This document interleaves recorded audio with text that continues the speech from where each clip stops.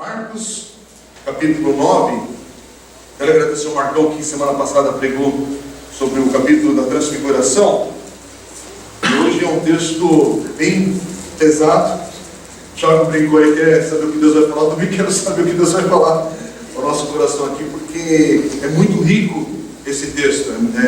É muita coisa que dá para falar a partir desse texto. Mas hoje especificamente vamos refletir Marcos capítulo 9, versículos 14 a 29. Diz assim: quando chegaram onde estavam os outros discípulos, viram uma grande multidão ao redor deles e os mestres da lei discutindo com eles. Logo que todo o povo viu Jesus, ficou muito surpreso e correu para saudá-lo. Perguntou Jesus: o que vocês estão discutindo? O homem no meio da multidão respondeu: mestre, eu te trouxe o meu filho que está com um espírito que o impede de falar. Onde quer que o apanhe, joga-o no chão. Ele espuma pela boca, arranja os dentes e fica rígido. Pedi aos teus discípulos que expulsassem o espírito, mas eles não conseguiram. Respondeu Jesus: ó geração incrédula, até quando estarei com vocês? Até quando terei que suportá-los? Tragam-me um menino. Então eles o trouxeram. Quando o espírito viu Jesus, imediatamente causou uma convulsão no menino. Este caiu no chão e começou a rolar, espumando pela boca. Jesus perguntou ao pai do menino: há quanto tempo ele está assim? Desde a infância, respondeu ele. Muitas vezes esse espírito tem lançado no fogo e na água para matá-lo. Mas, se podes fazer alguma coisa, tem compaixão de nós e ajuda-nos. Se podes, disse Jesus, tudo é possível àquele que crê. E imediatamente o pai do menino exclamou: creio, ajuda-me a vencer a minha incredulidade. Quando Jesus viu que a multidão estava se ajuntando, repreendeu o espírito imundo, dizendo: espírito mudo e surdo, eu ordeno que o deixe e nunca mais entre nele. E o espírito gritou, agitou-o violentamente e saiu. E o menino ficou como morto, ao ponto de muitos dizerem: ele morreu. Mas Jesus tomou-o pela mão e o levantou, e ele ficou em pé. Depois de Jesus ter entrado em casa, seus discípulos lhe perguntaram em particular: por que não conseguimos expulsá-lo? E ele respondeu: essa espécie só sai pela oração e pelo jejum. Eu não sei como você pensa ou reflete quando o tema é fracasso. Quando a gente reflete na nossa história, na nossa vida, sobre a questão de fracassar, de errar, de pisar na bola, de decisões que são trágicas na nossa vida. E aqui, como a gente está no auditório de maioria adulta aqui, ou jovens, mesmo adolescentes, todo mundo já experimentou fracasso em alguma medida. E fracassar nunca é divertido. Raramente, a gente pode dizer que praticamente nunca, uma derrota é algo que a gente tem prazer. Para falar de uma área que é mais divertida de falar desse assunto, ou mais ou menos, vocês lembram 4 anos atrás, estamos em clima de Copa do Mundo de novo, e a gente sofreu aquele 7-1 com a nação brasileira. E aí, não foi legal. Eu ainda estava com um amigo, pastor, que pregou aqui no domingo seguinte, que foi num sábado, eu lembro direitinho, que era o pastor Michel, alguns vão lembrar, o pastor francês, que mora na Inglaterra, que foi meu professor no seminário, e ele estava aqui aqueles dias celebrando 60 anos, veio para o Brasil porque queria passar aqui, ter uma experiência com a igreja brasileira, e está na Copa do Mundo no clima. E eu tinha passado aquela experiência da Copa de 98, lá na Inglaterra, quando o Brasil perdeu para a França, 3-0, na casa dele. E eu queria devolver aqui, vamos ver o que vai acontecer. E aí só pude olhar com misericórdia para ele, porque ele passou 7-1 aqui, ele olhava para mim e falou assim: o que está acontecendo? Não estava entendendo se era brincadeira, se era uma pegadinha, o que era.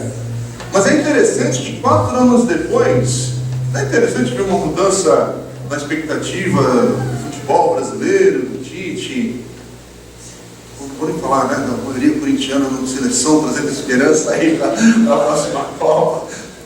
Mas não é bem interessante como mudou?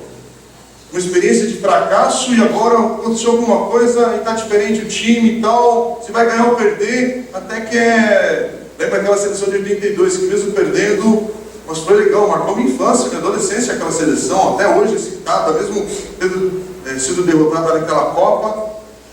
Só que experiência de perder na vida real, porque quando a gente fala de futebol, gente, meus amigos palmeirenses sabem o que é isso. Essa dor, essa coisa, de passar por uma luta aí. Lembra da última derrota, né?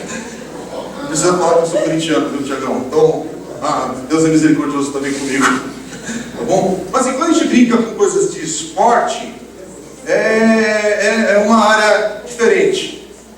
Mas quando a gente fala sobre experiências de fracasso, de derrota, de fato, é interessante que a maneira como a gente responde a isso muda a nossa vida. Porque enfrentar o fracasso, todos nós vamos enfrentar.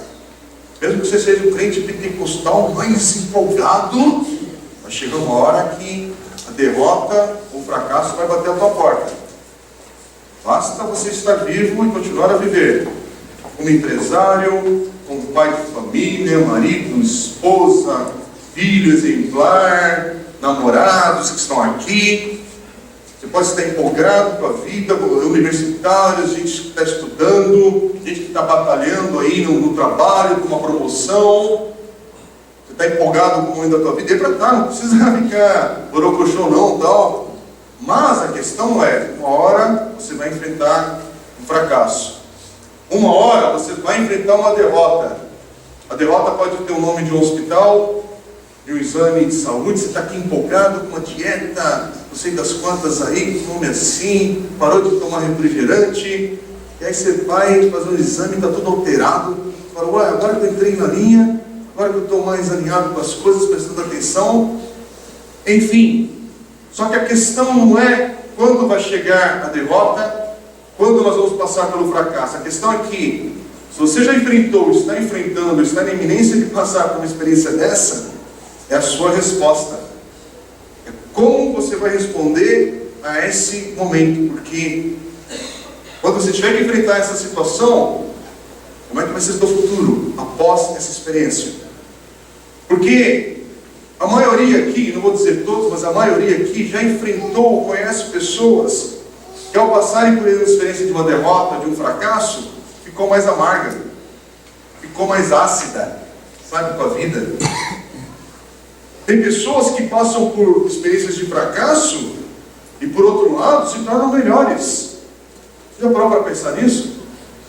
Tem gente, inclusive, não querendo medir a dor de ninguém, gente, mas a gente olha e sabe distinguir ou discernir. Tem gente que passa por uma situação muito mais agressiva, muito mais caótica, muito mais terrível nas suas consequências, e se tornaram melhores. Tem gente que está passando, sim, por uma situação difícil, tensa, eu não que você precisa dar, mas você vê que, peraí, que está se tornando uma pessoa pior. Estou falando uma viagem aqui, que na igreja evangélica não acontece isso. Entre nós, santos de Deus, não acontece isso. Basta olhar para a nossa vida diária. Aqui, o que acontece, né, estamos em maio, indo para junho, e diversas situações que já aconteceram no nosso meio, com amigos queridos, com pessoas que a gente ama. Mas o fato é que quando a gente está diante, ou vivendo, ou já passou, ou está por passar por uma experiência de fracasso, de derrota, um caos, a gente pode corrigir a nossa rota e aprender com isso. Uma experiência de fracasso, ela pode mostrar, na verdade, aquilo que é óbvio. Tem pessoas que, ou jovens aqui, que experimentaram um fracasso de uma FUVEST, ou de um vestibular que você sonhava, tal, e o que está claro com essa experiência é que você tem que estudar mais, cara. Ué, você quer fazer medicina pública, numa universidade pública, em qualquer uma delas, não precisa ser só a USP, mas se você enfrentou a FUVEST, estudou muito, e fracassou, quer dizer que você precisa rever a tua forma de estudar, e estudar mais ainda. Ué, é assim que vence, é assim que consegue a vaga. Isso aqui, desculpa, eu estou falando com o maior respeito, mas não é que você tem que jejuar mais para a vaga se abrir. Você tem que rever como é que você está estudando, como é que você está se preparando para isso, para aí sim ver se nessas condições, de fato, você está brigando por aquela vaga, Deus te abençoe e confirme essa direção. Tem gente que está aqui, ou desempregado, ou em transição no trabalho, olha para a carreira pública. Eu posso falar isso para valer, porque eu ainda sou funcionário público, estou de licença, não vou retornar lá para uma questão que Deus tem dado direção nova aqui com a igreja e tudo mais, mas eu vou até 31 de janeiro do próximo ano, continuo sendo funcionário público licenciado. E eu já prestei vários concursos públicos e tive a grata experiência de passar em 4 deles, passei por 4 experiências de trabalho público, e então sei o que é concurso pesado. Um deles era bem pesado, que era na Justiça Federal, sempre antes de fazer o seminário, e nesse cargo eu pedi exoneração. Não estou falando isso aqui por orgulho, tá? Estou falando só porque é uma situação prática para falar, a gente está na vida, estamos real. E para passar, gente, aqueles concursos de 100 mil pessoas, lembro direitinho, eram 13 vagas, e das 13 vagas fiquei entre os 100 ali, mas eu lembro que eu devorava a apostila. Pegava o trem aqui em Santo André, e até a Sé, minha mãe e meu pai vão lembrar disso, e até a Sé, fazia o curso noturno lá, um cursinho desses vestibulinhos para preparatório para concurso público, para a Justiça Federal, era específico. Aí assinalei tudo na apostila nos primeiros dias, e eu li a apostila uma vez por dia, na ida e na volta. Isso foi por 3 meses, lendo uma apostila relativamente grossa, devorava. Aí quando fui fazer o exame, pedi bênção de Deus sobre isso, lógico, orei, mas orei em cima daquilo que eu estava estudando. Orei dentro daquilo que eu sabia que o Senhor me ajuda, se o Senhor estiver nisso, estou preparado. E aí aconteceu o resultado, eu passei. E aí eu compartilho com um monte de gente sobre isso, porque passar em concurso público é foco, é você definir que você quer aquilo para a tua vida e ralar. Mas teve um monte de fracasso. Teve um monte de concurso que eu prestei, não me preparei, e é com aquela oração, sabe, de vestibular, que eu também fiz isso, gente. Eu estou falando porque também já fiz aquela oração assim, você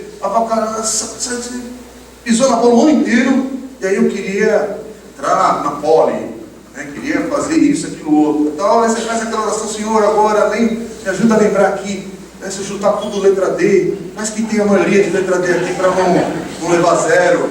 Não, quer dizer, qual que é a tua experiência de fracasso? É que nem pessoa, gente, quem começa, eu já usei essas experiências básicas que todo mundo aqui em algum momento da vida compartilha.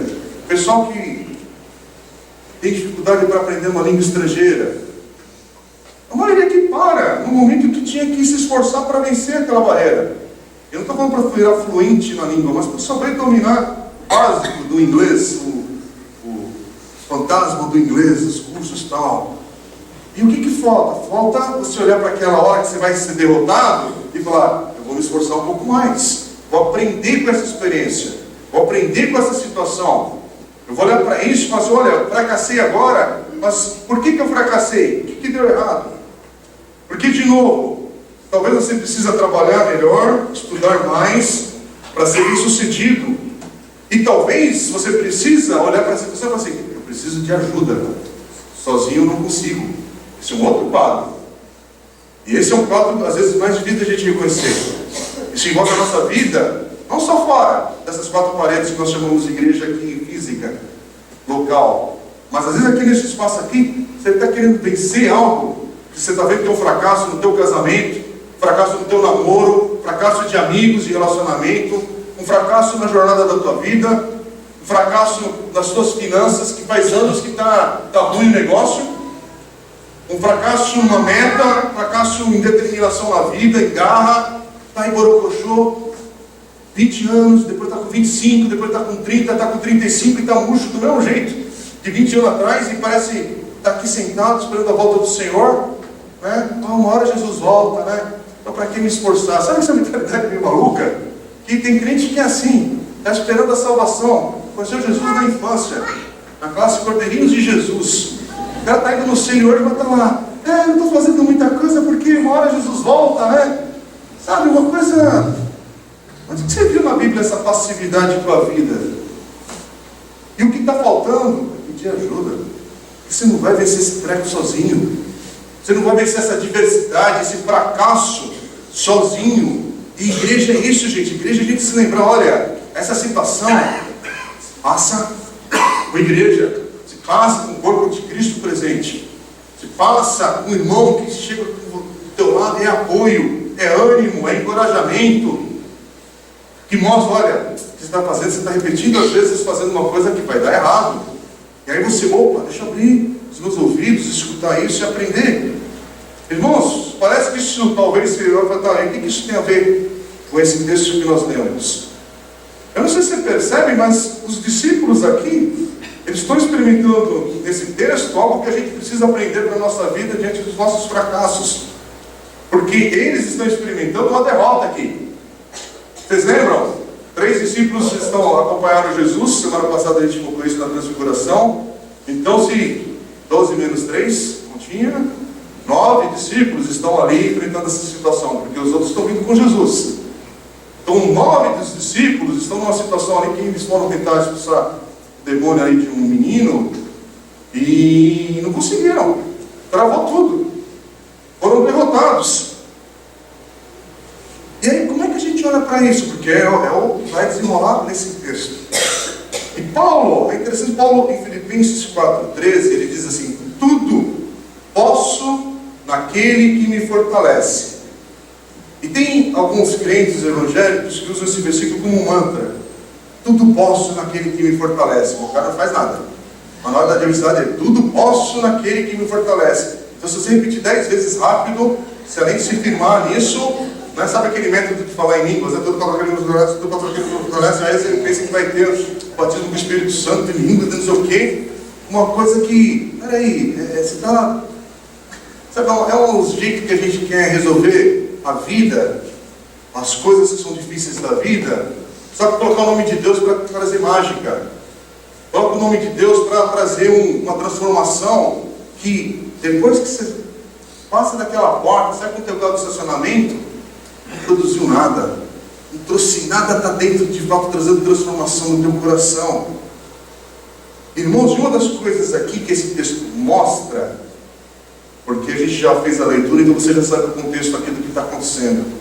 E esses discípulos estão aparentemente ali nesse momento fracassados, derrotados, não conseguiram vencer esse demônio que está ali, possui esse menino, essa doença que está ali, que é uma obra maligna, e eles não conseguem fazer nada. E lembre-se, eles já foram enviados por Jesus e já curaram, já expulsaram demônios, já deram um relato para Jesus de um monte de coisa que aconteceu. E aí agora, peraí, a gente já fez isso, a gente já foi bem sucedido nisso, agora a gente está sendo derrotado. Mas uma primeira coisa que eles estão vendo aqui, olha, eu, você, nós, discípulos de Jesus, nós não podemos fazer coisa alguma que de fato seja importante na vida sem Jesus. Tem que ter Jesus no negócio. Tem que ter Jesus encabeçando as decisões que são cruciais da vida. Tem que ter Jesus. Eu já brinquei aqui, ninguém faz oração: Senhor Jesus, me ajuda agora que eu vou escolher a pasta de dente para essa manhã, para eu passar essa pasta de dente aqui hoje, que seja abençoada pelo Senhor. Alguém já fez alguma oração desse tipo para sair de casa? Se você desculpa brincar, mas se você é normal, não precisa ficar assustado. Será que eu tenho que fazer oração?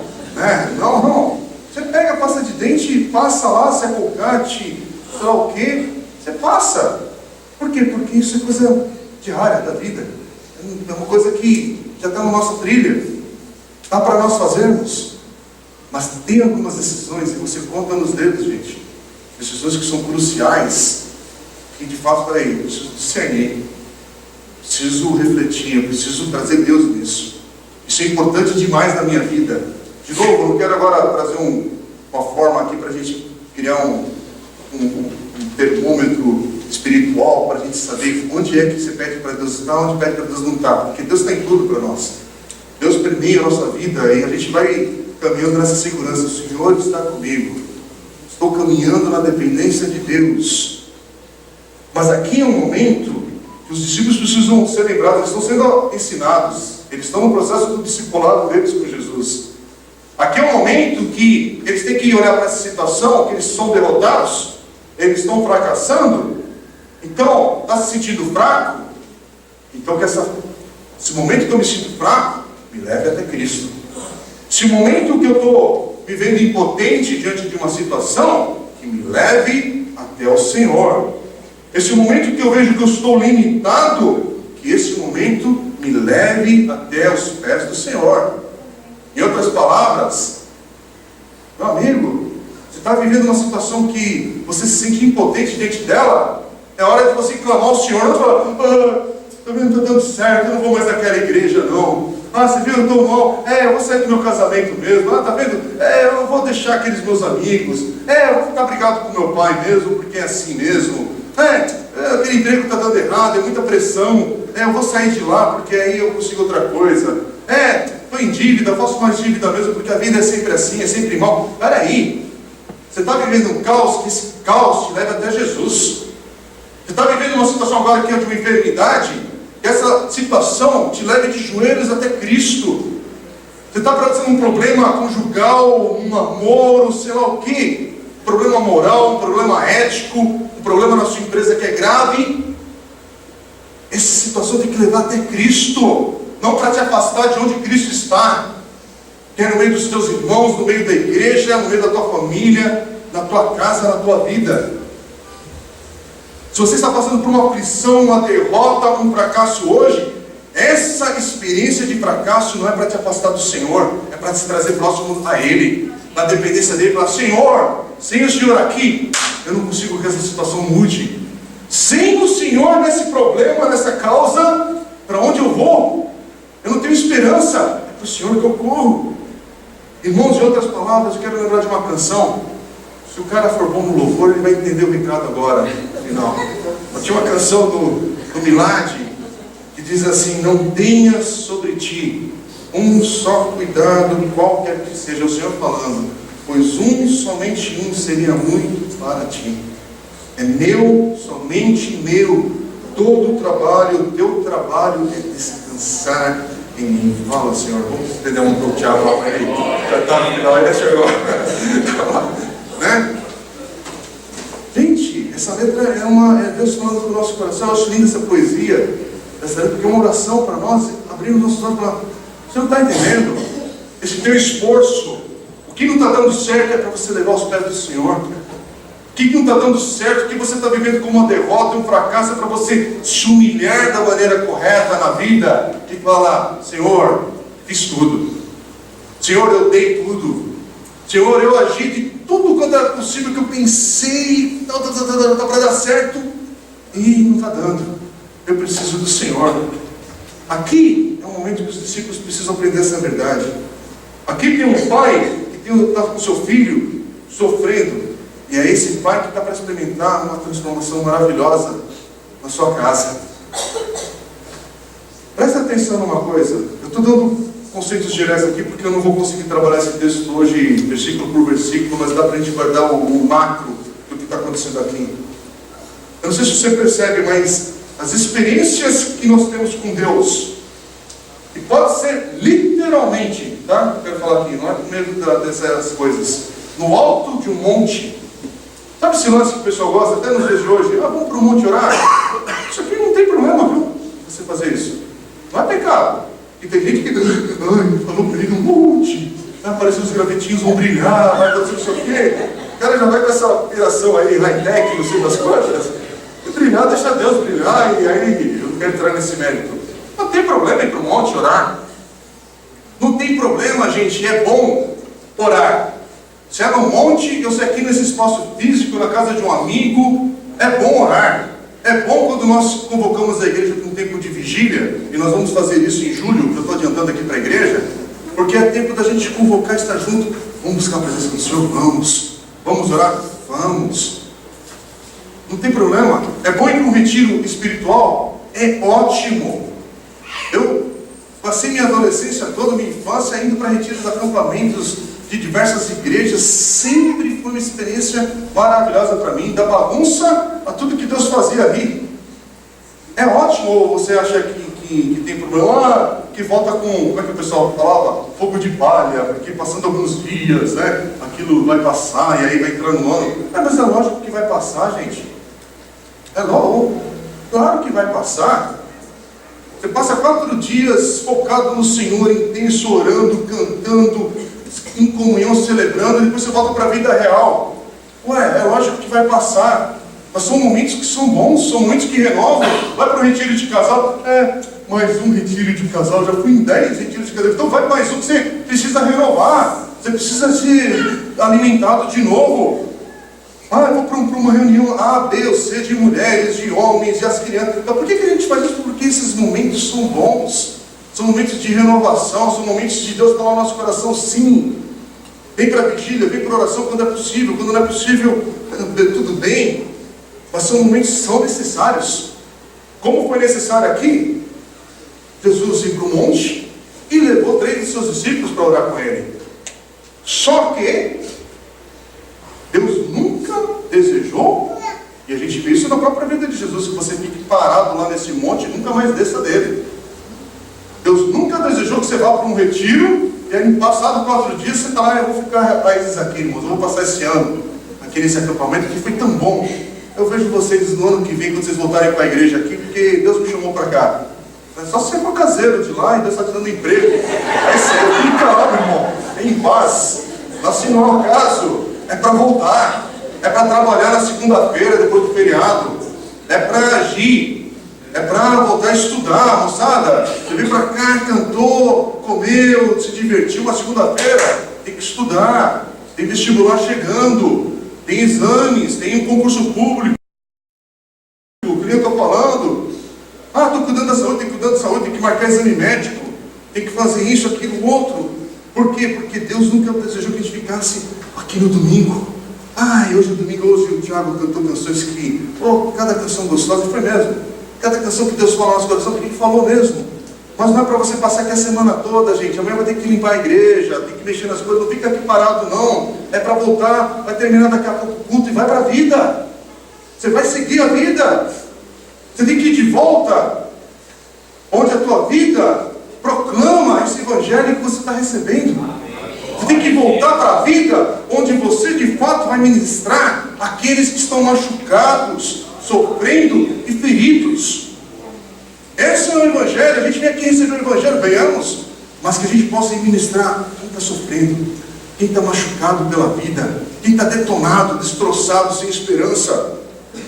Deus nos quer ver cada um de nós servindo, vivendo com pessoas de verdade, gente. Existem pessoas de verdade próximas a nós que precisam do evangelho, pessoas como nós que têm a consequência da queda, com Q maiúsculo, e do pecado. É isso que é o mundo, gente. É isso que o mundo está gritando. É isso que Paulo fala em 2 Coríntios 5:20, nos chamando que somos embaixadores de Cristo, como se Deus estivesse fazendo o seu apelo por nosso intermédio. Por amor a Cristo suplicamos, reconciliem-se com Deus. Irmãos, essa é a nossa mensagem como igreja do Senhor. É sair sabendo que eu sou embaixador de Cristo para falar com pessoas que estão feridas e machucadas. E eu não sei se Deus vai trazer cura milagrosa, o câncer vai embora, o casamento vai ser restaurado, o pai vai estar bem com o filho. Eu não sei nada disso. Eu só sei que tem uma pessoa que está ferida, tem uma pessoa que está doente, tem uma pessoa que está sem esperança. Eu vou lá para ser o embaixador de Cristo para que haja reconciliação do Senhor com essa pessoa atribulada. É uma pessoa que está no pecado, tem uma pessoa que a queda é real. É por isso que a gente fica com essa pergunta sobre por que as coisas estão dando errado no mundo, por que tanto sofrimento, por que de novo no Texas, nessa semana, pessoas levaram tiros, crianças, já não acabou de acontecer, porque é a consequência de pessoas que estão vivendo sem Deus. Por que o nosso país está no caos, o dólar de novo bagunçando, e aí você não vê um candidato que presta nessa eleição, tem que votar no menos ruim, de fato, mas você acha que é esquerda, direita, e não vê que o problema é maior. O problema é um coração torto, um coração que não tem Cristo, que não foi transformado. E nós somos o quê? Embaixadores do Senhor no meio desse caos. Irmãos, a gente tem que olhar para esse caos e falar: Senhor, que oportunidade do Senhor agir a partir da tua igreja. Irmãos, é isso que está acontecendo aqui. É o desafio agora que esses discípulos que estão experimentando um fracasso, uma derrota aparente, uma dificuldade, eles têm que descobrir com essa dor, e um momento de humilhação, sim, porque aqui, não sei se você percebeu a sequência, talvez não, mas na semana passada, quando a gente deu o texto sobre a transfiguração, mesmo que você tenha perdido, você está com o texto aí aberto, você vai ver que no capítulo 9, no versículo 5, Pedrão, ele não queria descer. Ele queria ficar ali mais um tempo com Jesus, naquele momento maravilhoso, só que Jesus está decidido a ir. Jesus está decidido que aquele momento é um momento de preparo para ele continuar a caminhada dele até Jerusalém e até ele passar pela cruz. Isso ele já falou no capítulo 8, no versículo 31 e 32. Depois você dá uma olhada, a gente já pregou sobre isso. É por isso que no versículo 9 desse capítulo, Jesus desce um monte, lógico, com seus discípulos, Pedro, Tiago e João, se juntam agora com os outros discípulos, e aí Jesus encontra essa situação. Os discípulos estão no início do texto, no versículo 14, os discípulos estão ali cercados por uma grande multidão, os mestres da lei discutindo com eles, e na sequência a gente vê que tem essa questão do menino endemoniado, que eles não são capazes de ajudar, e aí o que acontece? Os mestres da lei começam a zombar dos discípulos, começam ali, talvez apontar, olha, vocês fracassaram, não foram capazes de curar esse menino. Essa é a discussão, gente. O que você acha que eles estão discutindo? Porque aqui é um momento que esses mestres da lei, talvez alguns ali na multidão, estão aproveitando esse fracasso dos discípulos como uma oportunidade para questionar a autoridade de Jesus. Porque o fracasso deles refletia não só sobre eles, refletia sobre Jesus também. Não era só sobre eles ali o problema deles fracassarem. Gente, brincando de novo, sabe essa brincadeira que a gente faz com o futebol? Por que a gente bagunça com o nosso amigo que torce para outro time quando o time dele perde e tal? Faz tempo que eu não escuto esse tipo de brincadeira comigo, mas você talvez mais recente, né? O time perde e o outro vai bagunçar com você. Por quê? Porque o fracasso do time reflete em você que diz que é torcedor dele. E aí a pessoa quer brincar. Gente, na vida é mais ou menos assim. Presta atenção numa coisa. Nunca pense que nosso fracasso, a nossa derrota acontece num vácuo. Nunca pense que quando você peca e cai, isso acontece, não foi só comigo. Não foi só com você.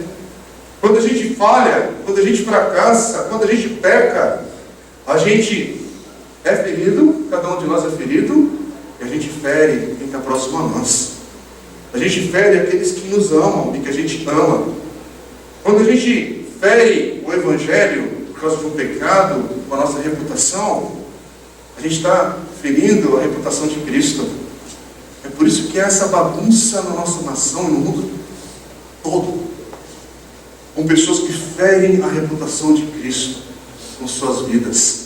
Não condiz com o Evangelho, não condiz com as palavras, com a conduta de Cristo.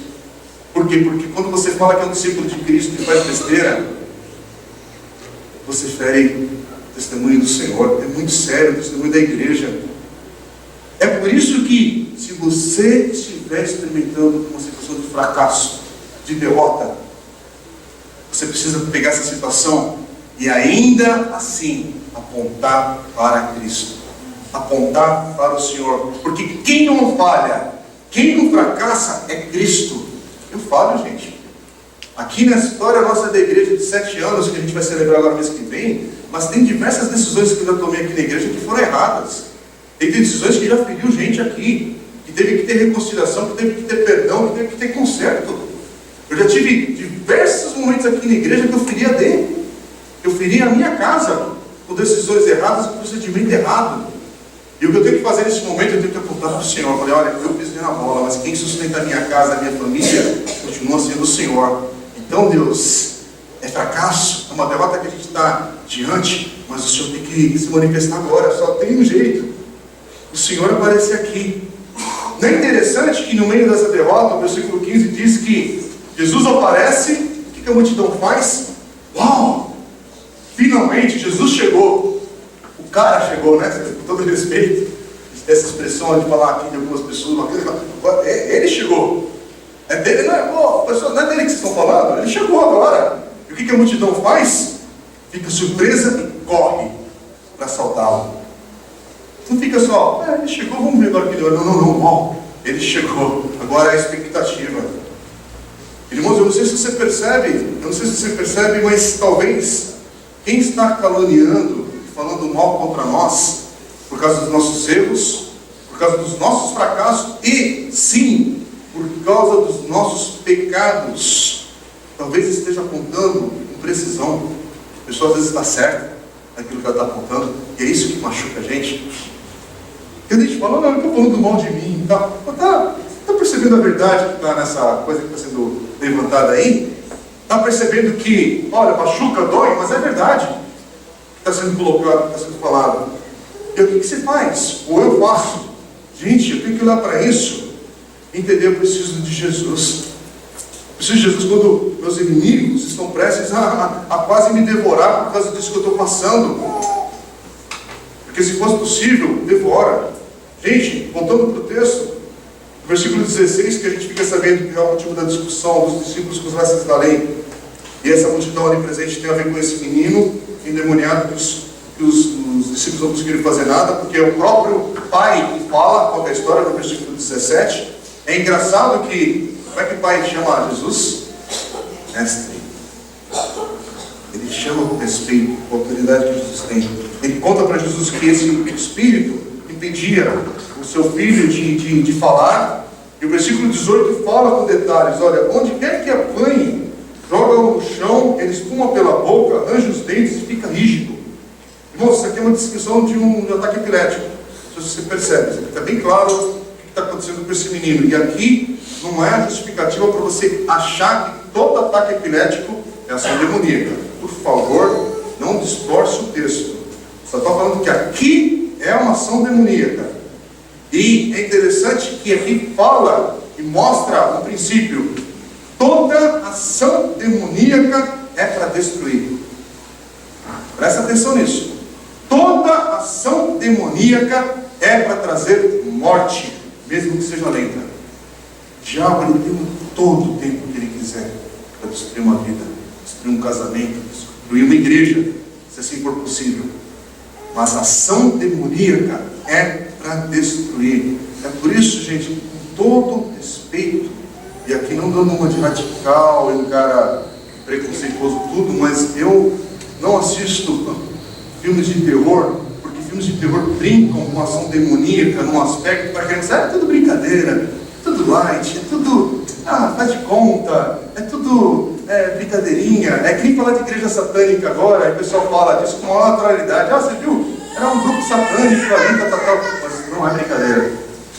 Tudo que é uma ação demoníaca é para trazer morte e destruição. Quer dizer, aqui é uma ação que está clara no texto que é para destruir esse menino, esse garoto. E é por isso que o pai vai até os discípulos como, por favor, me ajudem. E eles não conseguem ajudar. E aqui algumas coisas que eu quero terminar apontando, que são várias coisas, gente, me desculpem, mas eu preciso mencioná-las, porque nós vamos orar hoje, gente. Hoje é um dia que a gente precisa orar por diversas situações que estão acontecendo no nosso meio, e que Deus traga discernimento. Porque nesse texto, muitas coisas que a gente vê, que fica claro, primeiro, a gente vê aqui que demônio são reais, não é brincadeira, não são criaturas mitológicas, tal. Aqui Jesus ouve falar de demônio e assume, é demônio mesmo. Não é, sabe, ele não dá uma tucanada aqui e fala, é um ser angelical do lado negro da força. Não, é demônio. Aqui tem, é algo que vem para destruir. Outra coisa, esse texto está falando com toda clareza, demônios podem infligir dor, demônios podem causar sofrimento físico. É a realidade desse texto. E com isso, o texto não está dizendo que toda dor, que todo sofrimento físico é demoníaco. Tá bom? É uma diferença. Porque tem algumas igrejas que interpretam como se toda doença fosse algo espiritual. Então, sai dor de cabeça, sai a dor de dente, não sei o que, tal. E o texto não está dizendo isso. Eu não estou brincando, não. Estou falando porque é assim que acontece no meio evangélico nos dias de hoje. Mas, o texto fala, se fosse possível, os demônios querem causar e provocar, inclusive, a própria morte. Aqui também mostra que, em nossa própria força, nós somos incapazes de enfrentar os poderes sobrenaturais dos demônios. Toma cuidado. Não é porque eu sei Bíblia, conheço a Bíblia, sei citar versículos aqui, que eu tenho autoridade para expulsar demônio, para lidar com isso. E uma outra coisa que tem a ver com quem é de igreja, e quem tem uma vida já de vida com o Senhor há tempo. E há tempo, quero dizer que pode ser de um ano para cá, mas você já tem vida com o Senhor. Não está descobrindo agora. Tome cuidado, porque as vitórias espirituais que você teve no passado, elas não são garantias que você vai ter vitória hoje, por causa disso, por causa do teu currículo espiritual. Não pense que você é merecedor de algo, porque sei lá, já vim 10 retiros, eu já fiz 10 cursos, eu já estou treinado, tenho diploma disso, aquilo, outro. Então é mais uma situação só para eu enfrentar. Não. Você precisa sempre de Cristo à frente. Porque aqui, esses discípulos, eles assumiram, gente. Eles assumiram que, a gente já anda com Jesus. A gente já fez lá atrás. Os discípulos estão lá em cima no monte, nós somos o grupo. Vamos lá enfrentar esse demônio. E não conseguem. Não conseguem. E agora o que a gente precisa lembrar, que é o decorrer desse texto, é que ele mostra que quando todos os nossos esforços humanos tiverem se esgotado, sem dúvida, a gente precisa voltar para Jesus. Se possível, a gente tem que voltar para Jesus e estar voltado para Ele desde o início, quando as nossas fraquezas, elas se mostram. Quando a gente sabe que, olha, tem um pecado na minha vida aqui, que eu preciso do sangue de Jesus aqui, me redimindo, trazendo perdão. Gente, em outras palavras, é Jesus que você tem que buscar sempre, desde o início. Sempre. E aí o que acontece, para finalizar, é que Jesus vai corrigir os discípulos. Jesus dá uma palavra dura. E correção, gente, correção nem sempre, raramente é agradável. Quem é pai e mãe aqui sabe, corrigir é doloroso, corrigir é duro, mas correção, às vezes ela tem que acontecer de uma maneira direta e dura. Não estou falando de estúpida, mas às vezes tem que ser duro. É o que Jesus faz aqui. Por quê? Porque Jesus quer cortar aqui de fato para que depois possa ter cura, cicatrizar esse negócio. Mas ele fala, primeiro ele chama aqui a turma de geração incrédula, e ele está falando aqui para os seus discípulos, tá? Não está falando para os fariseus, para os mestres da lei. Aqui os discípulos estão ouvindo isso. Ele chama geração incrédula. E essa expressão geração, ela é usada com frequência para Israel como uma nação incrédula, e em particular para os líderes, os mestres da lei. Já aconteceu isso no capítulo 8. Mas aqui também, Jesus depois, ele mostra, ele já está cansado com essa situação, ele fica argumentando, até quando eu vou estar com vocês? Até quando eu terei que suportá-los? E aí, o desdobrar aqui da história, o pai do menino, ele fica na dúvida, ele ainda questiona, Senhor, será que o Senhor pode fazer alguma coisa? Se pode, tenha compaixão. E Jesus questiona ele se pode. Tudo é possível aquele que crê. Tem gente que pensa que Deus está medindo o tamanho da fé desse homem, que não tem a ver com o tamanho da fé, gente, porque, primeiro, em Hebreus capítulo 11, versículo 6, o autor de Hebreus ele deixa claro falando que sem fé é impossível agradar a Deus, pois quem dele se aproxima precisa crer que ele existe e que recompensa aqueles que o buscam. Mas ele fala que tem que ter fé. Não fala da profundidade dessa fé. O que está em jogo aqui, e o que é a chave aqui para esse texto, é que a nossa fé tem que estar no Senhor. A gente compartilha, gente, ora por fulano, vamos estar orando, e toda a igreja começa a se mobilizar, vamos orar, e tem gente que pensa que é a quantidade de oração que vai fazer Deus agir para trazer cura. E a pessoa se frustra quando uma pessoa morre, quando não tem resposta, fala, mas não estava toda a igreja orando? Estava, meu irmão, estava toda a igreja orando, mas isso é para mostrar compaixão, laços de amor, laços de apoio, dependência no Senhor. Mas não é essa quantidade que vai para a balança do céu para ver se Deus vai agir. Nós apenas estamos na direção correta, estamos todo mundo falando, é o Senhor que tem que agir, é Cristo. Pode ser a oração de um justo só, e Deus responder, como de toda a igreja, e às vezes aparentemente não pode ser do jeito que a gente pensa, mas a questão é que nós estamos nos direcionando para o Senhor, nós estamos indo a Cristo, é para Ele que a gente tem que ir, no dia mau, no dia bom, no dia da adversidade, no dia da vitória, no dia do nosso fracasso. Mas o importante é, vá para Cristo, vá para o Senhor. Porque aqui fica claro, apesar da fé desse homem ser pequena e fraca, mas ele está olhando para a direção certa, ele está olhando para Jesus. E o Salmo 34:8 diz: provem e vejam como o Senhor é bom, como é feliz o homem que nele se refugia. E é isso que Jesus está convidando você a fazer hoje. Ok? Esse homem fez. Olhe, prove e veja que o Senhor é bom. Os discípulos ainda vão questionar no final, tipo, por que isso não aconteceu, tal. E aí termina de uma maneira que Jesus está apenas respondendo: olha, essa espécie só sai pela oração e pelo jejum. E aqui não está querendo dizer então com isso que, então vamos discernir se a gente deve orar e jejuar nessa situação ou não, se a gente deve fazer uma campanha aqui ou lá. Não. Jesus está apenas citando algo que é dessa história, desse momento e da gravidade do que eles estão enfrentando. Mas o que Jesus está falando aqui é: toda situação que vir até mim, toda situação que você está passando de fracasso, derrota, questionamento, tem que vir até mim. Mas ele dá essa chamada: olha, tem situações que elas são, de fato, elas são pesadas, elas são maiores do que a gente às vezes discerne. Nós precisamos orar, suplicar, jejuar. Que jejum é isso? Não é que você faz o jejum para convencer Deus. O jejum é consagrar a nossa vida ao Senhor. É que, Senhor, é mais importante estar na Tua presença do que eu me alimentar de pão e água. É me alimentar da Tua palavra e da Tua voz, estar na Tua presença como um pão vivo que veio do céu. É isso. Irmãos, eu quero te convidar nesse momento. Vamos ficar em pé agora, porque hoje é um dia que talvez você sabe dar nome à aflição do teu coração, e nós precisamos encerrar esse culto clamando a Deus, porque é muito sério o que Deus fala aqui nesse texto. Hoje é dia de você buscar o Senhor, provar e ver que o Senhor é bom, e se firmar nessa verdade. Senhor, eu não sei o que o Senhor pode fazer nessa situação A, B ou C, mas o que nós vamos fazer aqui hoje é dirigir tudo ao Senhor, que Ele venha agir na tua vida, renovando graça, misericórdia, que você experimente da compaixão do Senhor, que é o que o Senhor faz com esse menino aqui. Vamos orar, igreja, vamos clamar ao Senhor.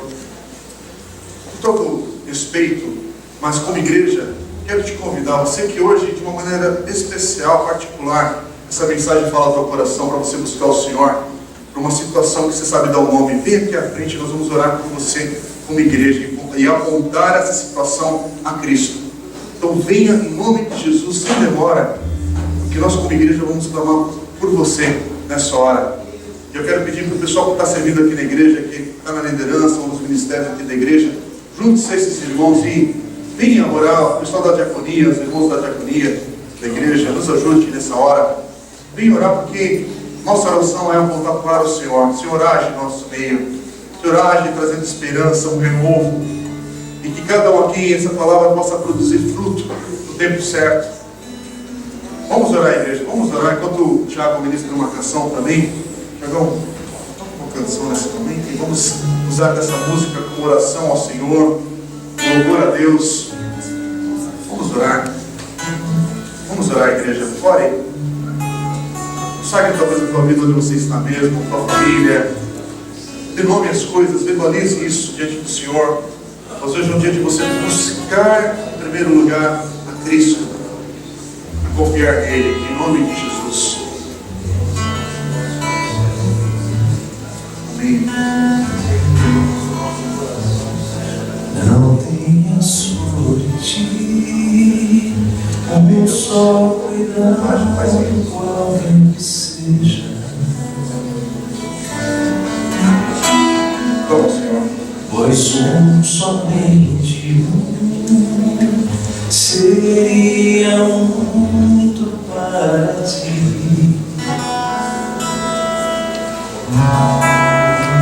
É meu, somente meu todo trabalho, e o teu trabalho é descansar em mim. É meu, somente meu todo trabalho, e o teu trabalho é descansar em mim. Deus, quando enfim tiveres que tomar decisão,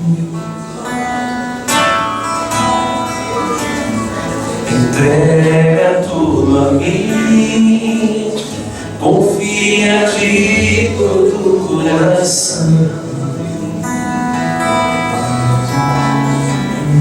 É meu, somente meu, todo trabalho, e o teu trabalho é descansar em mim. É meu, somente meu, todo trabalho, e o teu trabalho é descansar em mim. Amém. Glória a Deus. Igreja, vamos cantar mais uma vez essa canção agora que nossos irmãos que estão aqui à frente, enquanto eles retornam para os seus lugares e crendo essa oração, a oração da igreja, a oração que a gente faz com vocês, crendo, confiar no Senhor, não temer, confia nele, prova e veja que o Senhor é bom. Vamos cantar, vamos louvar a Deus juntos essa canção. Deus abençoe vocês. Vamos cantar orando ao Senhor com essa música. Não tenha sobre ti um só cuidado, qualquer que seja, pois somente um seria muito para ti. É meu, somente meu, todo trabalho, e o teu trabalho é descansar em mim. É meu, somente meu, todo trabalho, e o teu trabalho é descansar em mim. Deus, não temas quando enfim tiveres que tomar decisão. Entrega tudo a mim, confia de todo o coração. É meu, somente meu, todo trabalho, e o teu trabalho é descansar em mim.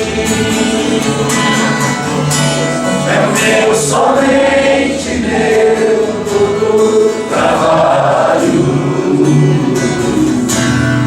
e o teu trabalho é descansar em mim. Aleluia. Vamos aplaudir o Senhor.